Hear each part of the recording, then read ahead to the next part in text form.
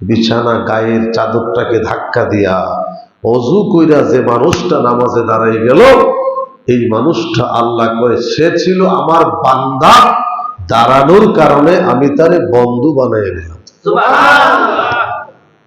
তাহলে আল্লাহর বন্ধু হওয়া এটা অনেক কঠিন বিষয়, সহজ মনে করিয়েন না। আল্লাহর বান্দা হওয়া সহজ, বন্ধু হওয়া অনেক কঠিন। আল্লাহ রাব্বুল আলামিন এই জন্য বলছে পৃথিবীর মানুষেরা শোনো, 4 শ্রেণীর ব্যক্তি বিনা হিসাবে জান্নাতে চলে যাবে। এর মধ্যে একদল আপন নবীরা, নবীদের কোনো গুনাহ নাই, গুনাহ থেকে তারা মুক্ত। 2 নম্বর সিদ্দিকিন, অর্থাৎ সাহাবায়ে কেরামের মধ্যে সিদ্দিক যারা, সত্য দল যারা। 3 নম্বর শুহাদায়ে কেরাম। 4র্থ নম্বর আল্লাহর ওলিরা, জোরে কোন সুবহানাল্লাহ। সালিহিন, এই 4 শ্রেণীর ব্যক্তি আল্লাহর দরবারে তারা নাজি, তারা দামি, তারা সম্মানী, তারা পুরস্কার প্রাপ্ত। এই জন্য আল্লাহ কয় বাল আহয়াউন ইনদা রাব্বিহিম ইউরযাকুন। আমি এদেরকে কবরেও খানা খাওয়াই। বলে দামি মানুষ যারা, এদের জন্য আমি কবরে খানা খাওয়াই। কম দামি যারা, এদের খানা নাই, এদের পচন আছে, আযাব আছে, মাটির সাথে মিশে যায়। কম দামি যারা, কয় মিয়া জিনিস কিনছো কম দামি, এটা টিকসই কেমনে? বলে কিনা? কম দামি জিনিসের কোন জায়গায় কোনো মূল্য নাই। কয় রে জামা কিনছো এটা দুর্বল, এটা তো ছিঁড়বই। ভালো জামা কিনছো, সব ক্ষেত্রে একটা ভালো আছে। আল্লাহ রাব্বুল আলামিন বলেন, ভালো মানুষ হয়ে যদি কবরে আসতে পারো, তোমার কবরটা প্রশস্ত হয়ে যাবে।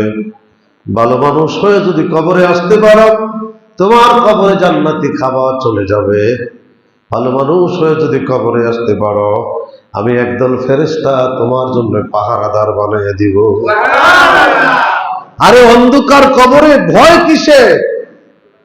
আমরা যদি ভালো মানুষ হই, আর যদি আপনার মধ্যে বেজাল থাকে, তাহলে বেজালের কোনো দাম নাই।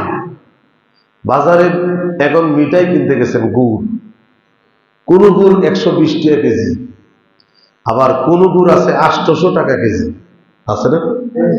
1000 টাকা কেজি। যে বলে 150 টাকার কেজি আর 1000 টাকার কেজির গুড় কি একরকম হবে? দেখতে কিন্তু একরকম, দেখতে কিন্তু বেশ কম না। এটাও গুড়, এটাও গুড়, একটার দাম 1000, একটার দাম 150 টাকা। দেখার মধ্যে কোনো পার্থক্য নাই, কিন্তু খাওয়ার মধ্যে পার্থক্য আছে। আল্লাহ রাব্বুল আলামিন বলে, দেখো মানুষ, আমার মকবুল মানুষের চেহারার দিকে তাকাইলে, দুর্বল মানুষের চেহারার দিকে তাকাইলে চেহারা কিন্তু মিল। কারণ আল্লাহ পাক মানুষের চেহারা মিল দিয়েছে।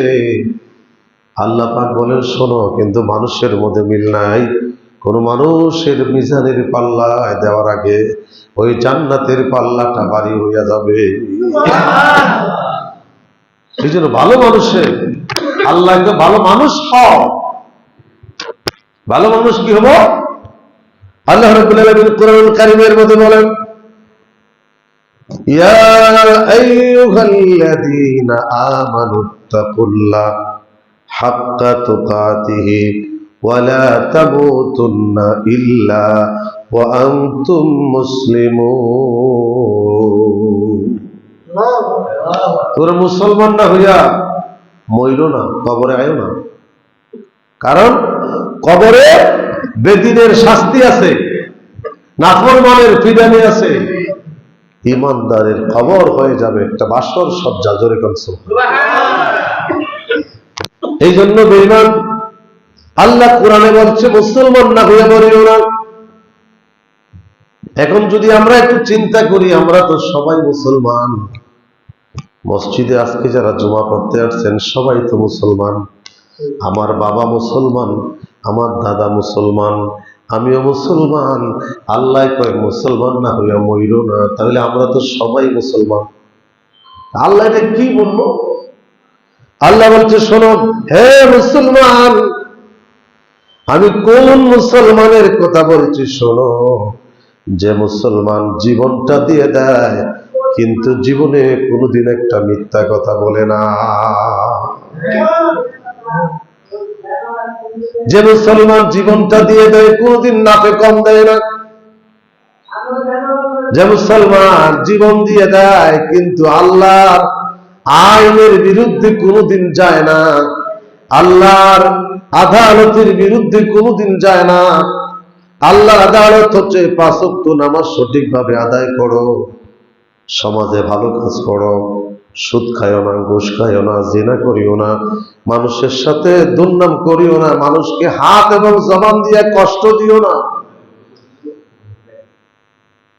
আপনি নামাজ পড়েন ঠিক, মানুষের সাথে ঝগড়া করেন, মানুষকে গালমন্দ করেন, যে কোনো জায়গায় বিচ্যুতি করেন, যে কোনো জায়গায় মানুষকে মারেন, বলে আপনি হাজি সাহেব লাভ কি? আপনি মক্কা কয়েকবার গেছেন, লাভ কি? আবার কিছু মানুষ আছে কথায় কথায় মিথ্যা কথা বলে, লম্বা দাড়ি আছে, শরীরের মধ্যে জামাও আছে। আবার কিছু মানুষ আছে মিথ্যা কথা কয় না কিন্তু নামাজ পড়ে না, আছে কিনা? কয় বেটা আমি তো জীবনে মিথ্যা কথা কইলাম না, নামাজ না পড়ি না। ভাই তো তুমি নামাজ পড়ো না কেন? অনেক যুক্তি সে দাঁড় করায়। আল্লাহ কয় এটিও বাতিল। যেটি মিথ্যার মধ্যে ঢুকে গেল এটাও বাতিল, যেটা মানুষকে মারলো কষ্ট দিল এটাও বাতিল, যেটা মাপে কম দিল সেও বাতিল। আর সুদ ঘুষ দুইটা আছে। ডাক্তার বলছে গরু গোশত খাইও না, তোমার প্রেসার হাই হয়ে গেছে, মারা যাবে। বিয়ে শাদী খানা খাইতে গেছে, গরু গোশতের কাছেও যায়। আর আমার আল্লাহ বলছে সুদ খাইও না, ঘুষ খাইও না। কিন্তু এটা তো আর আল্লাহ পাকের আইন, চোখে দেখা যায় না। কারণ দেখা যায় সবচেয়ে লম্বা দাড়ি, হাতে তসবিহ, কিন্তু সম্পদ করছে ঘুষের পাহাড়। আছে না?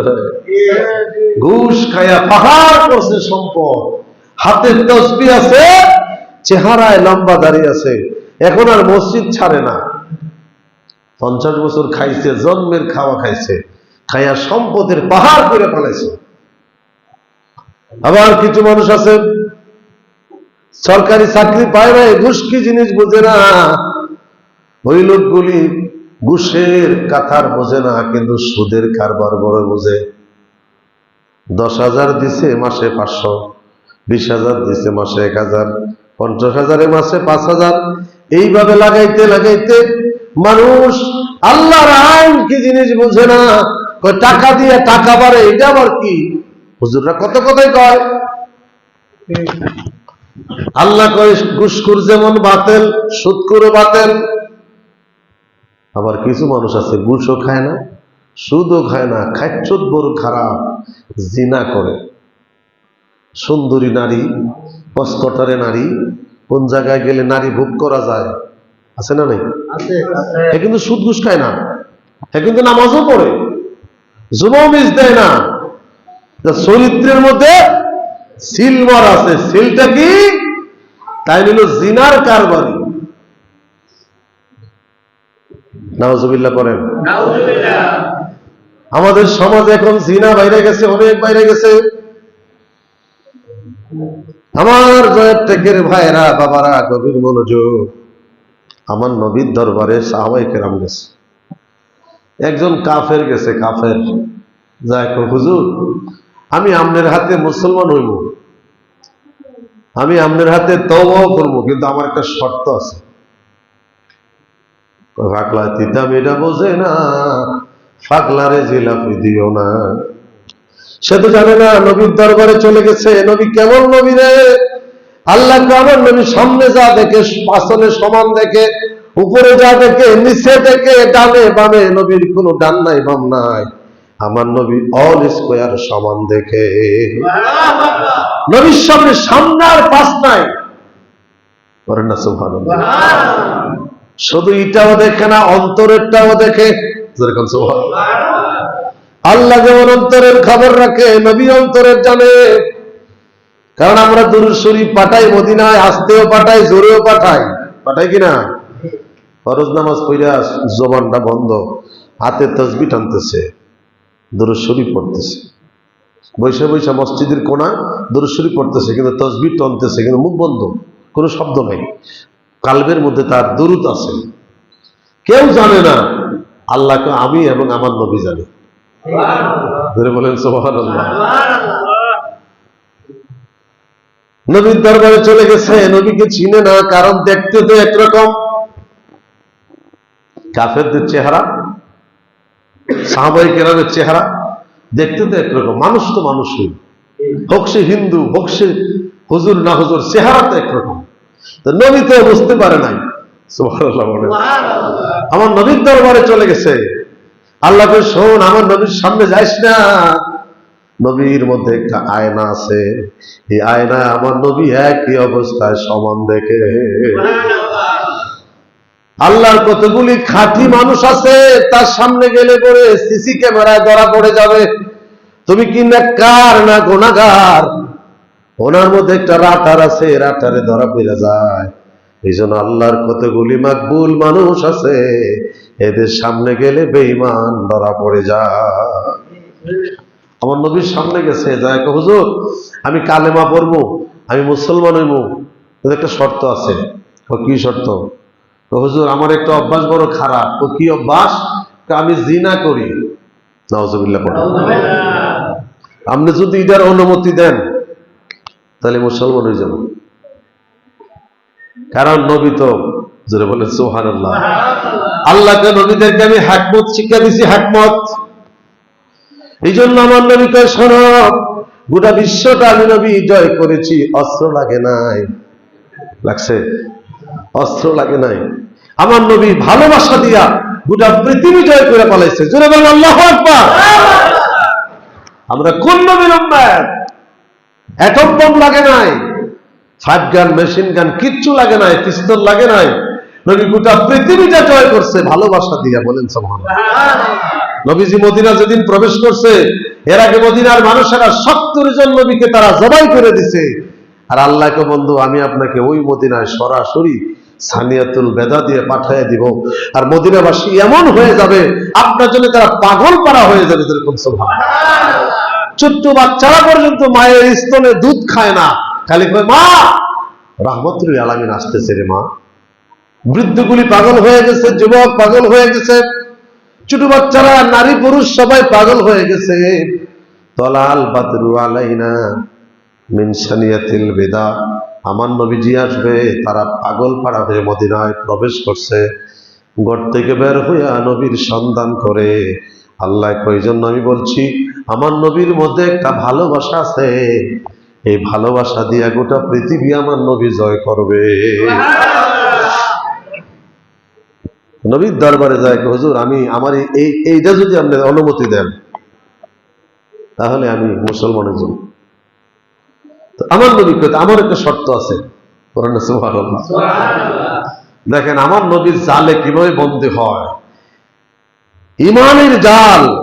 এই জন্য বলা হয় সৎসঙ্গে স্বর্গে বাস, আর অসৎসঙ্গে সর্বনাশ।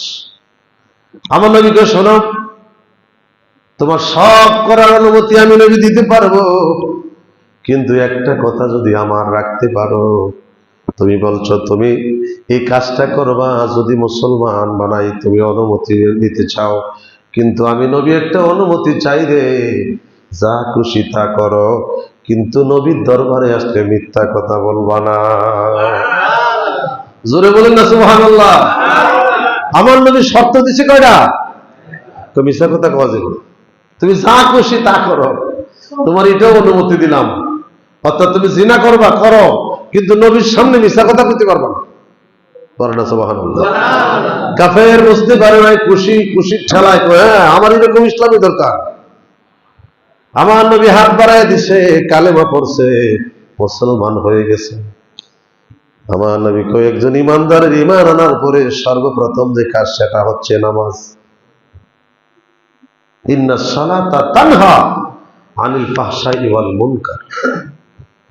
ওই লোকটা মুসলমান হয়ে কেবল চলে গেছে, রাত হয়ে গেছে, আধার অন্ধকার রাত। চিন্তা করে নেশায় যখন টান দিছে ঘর থেকে বের হবে, এবার চিন্তা করে আমি যে যাব জিনার আড্ডাখানায়, জিনা করব, ভালো কথা, আগামীকাল যদি নবীর দরবারে যাই, নবী যদি জিগায় তুমি জিনা করছো কিনা, নবীর ডান দিকে বাম দিকে এতগুলি মানুষ বসা থাকবে, যেরকম সুবহানাল্লাহ, নবীর এক পাশে আবু বকর, আরেক পাশে ওমর, এক পাশে আলী, আরেক পাশে উসমান, সাহাবায়ে কেরাম ভরপুর মসজিদে নববী।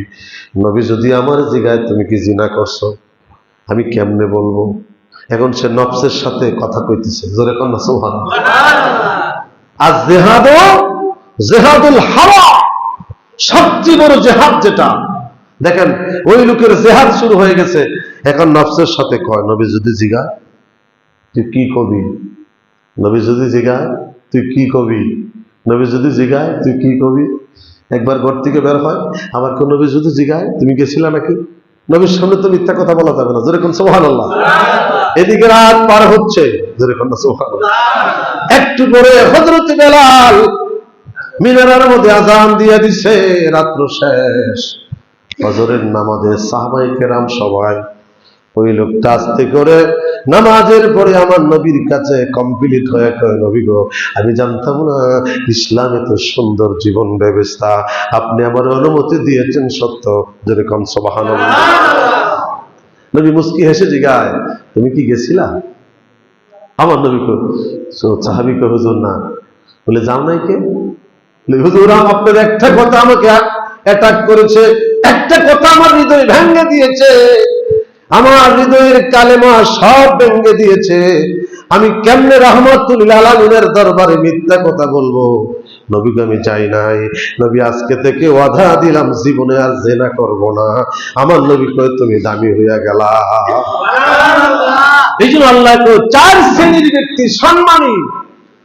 আবার আল্লাহ কোরআনে কয় তুই মুসলমান না হইয়া মরিও না।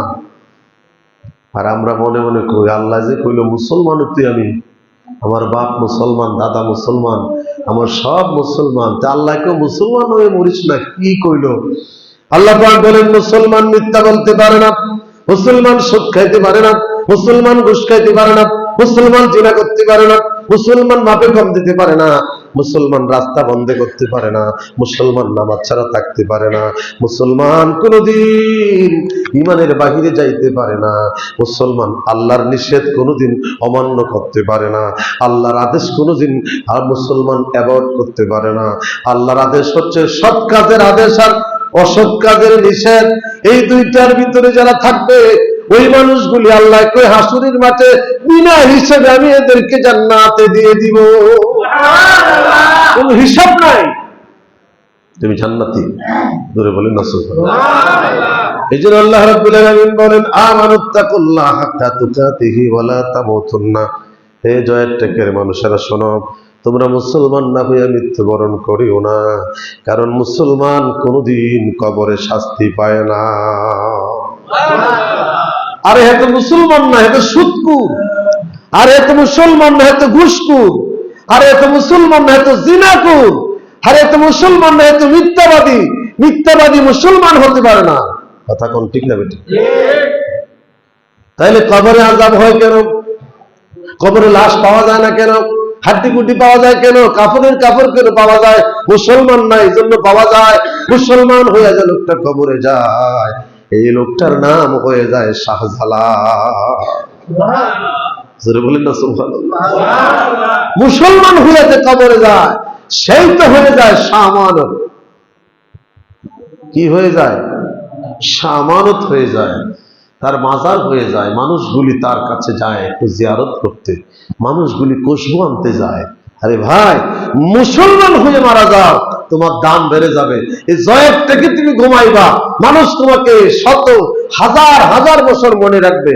আর তুমি মুসলমান না হইয়া যদি মারা যাও, তাহলে তোমার কোনো দাম নাই। যে কোনো কবরস্থানে ঘুমাইয়া পড়বা, এই যে ঘুমাইছো তোমার সব খতম। আজকে শাহজালাল 800 থেকে 850 বছর হয়ে গেছে, আজ ওই দেশের মানুষ শাহজালালের নাম নেই কিনে না। গরিবে নওয়াজ ইন্ডিয়াতে 800 বছর হয়ে গেল, আজও হিন্দু মুসলমান সবাই ধরাইয়া যায়। এখানে কেন যান? এখানে গেলে ভালো লাগে। ভালো লাগারই তো কথা, কারণ কারণ গরিবে নেওয়াজের সাথে আল্লাহর ভালোবাসা ছিল। আপনি এখন আজকে সিলেটে যান, আমার দেশের পার্লামেন্টে যারা যেতে চায় আগে শাহজালালের কদমে যায়। কেন? বলে আল্লাহর ওলি জিয়ারত করব, একটু ফয়েজ বরকত নেব। এই শাহজালাল, তুমি তো জমিয়তুল ফালাহ চট্টগ্রাম একটা বড় মসজিদ, জমিয়তুল ফালাহ এটার খতিব ছিল না? ঢাকা রাজধানীতে একটা বড় মসজিদ বাইতুল মুকাররম, এটারও তুমি খতিব ছিল না? আমাদের দেশে একটা সংসদ আছে, তুমি এটার কোনো স্পিকারও ছিল না, এটার কোনো মন্ত্রীও ছিল না। তুমি আজকে তোমার এত ইজ্জত কেন, তোমার এত সম্মান কেন, হাজার লাখ মানুষ তোমার জিয়ারতে কেন যায়? শাহজালাল বলে, আমি এগুলি যদিও ছিলাম না, আমার গোড়াটা ছিল মদিনা। মদিনার সাথে আমার সম্পর্ক থাকার কারণে দাম বেড়ে গেছে। সুবহানাল্লাহ। সৎসঙ্গে স্বর্গে বাস, কারণ আমি তো মদিনাওয়ালার গোলামি করতে করতে এই দেশে ইসলাম প্রচার করে সিলেটে ঘুমাইছি। তাই তো সারা বাংলার মানুষ আমার জিয়ারতে আসে শাহজালালের, কারণ আমি তো মুসলমান হতে যদি নাও পারি চেষ্টা করেছি। কারণ আমার মধ্যে সুদ ছিল না, ঘুষ ছিল না, জিনা ছিল না, মিথ্যা কথা ছিল না, মাপে কম দেওয়া ছিল না, জুলুম ছিল না, ত্রাস ছিল না, মদ ছিল না, মানুষকে অন্যায় ভাবে কষ্ট দিই নাই। আমি রবের গোলামি করে করে এই সিলেটের মাটিতে ঘুমিয়ে আছি। আজকে আমার দাম বেড়ে গেছে। কথা ঠিক না বেটি? এই জন্য আল্লাহ কই, শোনো মুসলমান না হয়ে কবরে আসিও না। সুতরাং আমরা যে প্রতি ওয়াক্তে নামাজ পড়ি, প্রতি জুমায় নামাজ পড়ি, আগে মুসলমান হওয়া দরকার। মুসলমান দুইটা কাজ কোনোদিন করতে পারে না। প্রথম কাজ হচ্ছে তার জবান, দ্বিতীয় কাজ হচ্ছে তার হাত। হাত এবং জবান থেকে যে মানুষটা নিরাপদ থাকবে, নিশ্চয়ই ওই মানুষটা জান্নাতি মানুষ। এখন আপনি দেখেন তো, জবান দিয়ে কাউরে অশ্লীল বাক্যে গালাগালি করছেন কিনা? এই হাত দিয়ে করে পিটাইছেন কিনা? যদি গালাগালি করে থাকেন, পিঠায় থাকেন, তাহলে তার তো মুসলমানের কাতারে এখনো আসেন নাই। তাহলে আমনের কবরে শান্তি কিভাবে হবে? হুজুর, তাহলে কি করতে হবে? তওবা করতে হবে, খালেস তওবা। খালেস তওবা যদি করতে পারো, তাহলে আল্লাহ পাক বলছে, আর যদি ওয়াদা করতে পারো বিগত যে দিন জীবন যে কদিন আমাকে বাঁচাইবা, আমি আর এগুলি করব না, এই রাস্তার দিকে আমি যাব না। যদি দোয়াটা কবুল হয়ে যায়, আল্লাহ তোমারে ক্ষমা করে দিবে। কাজ তো করা লাগবে। এই জন্য যেমন কর্ম তেমন ফল। কয় ভাই, আমার অভাব জানা কেন? তোমার তো কর্ম ভালো না। তোমাকে ভালো কর্ম করলে রেজাল্ট কি হবে? ভালো। কারণ যে ছাত্র 8 মাস লেখাপড়া করে পরীক্ষার হলে যায়, সে তো মনে মনে তার একটা কনফিডেন্স আছে, আমি লেখাপড়া করছি, আমি তো বইয়ের এই পৃষ্ঠা থেকে ওই পৃষ্ঠা পর্যন্ত দেখছি, করছি, স্যার আমাকে পড়াইছে, ক্লাসে আমি করছি, আমি তো সব আলহামদুলিল্লাহ, অনেকটাই কনফিডেন্স। তাহলে সে লিখতে পারবে। কথা কোন ঠিক কিনা? আর যে ছাত্র আসলে ক্লাস করে নাই, 7.5 মাস সে ক্লাসই যায় নাই, তারা যখন পরীক্ষার হলে বসাই দিচ্ছেন, একটা ভয় আছে না? না, আমি কিছুই বললাম না, কি লিখবো? এই যে আল্লাহ পাক বলেন, শোনো, দুনিয়ার 60 বছর, 70, 50, যে কয়দিন তোমাকে পাঠাইলাম, আমল নামাটা পরিশুদ্ধ করার চেষ্টা করো, আমল নামাটা ভালো করার চেষ্টা করো। ঘুষ তোমাকে ধরে আসবে, ঘুষকে লাথি মারো। সুদ তোমাকে ধরে আসবে, সুদকে লাথি মারো। সুন্দরী নারীরা তোমার কাছে আসবে, আলিঙ্গন দিতে চাইবে, এদেরকে লাথি মারো। না না, আমি এগুলি করবো না, আমি আল্লাহরে ভয় পাই, আমি এগুলি থেকে ফারেক থাকবো।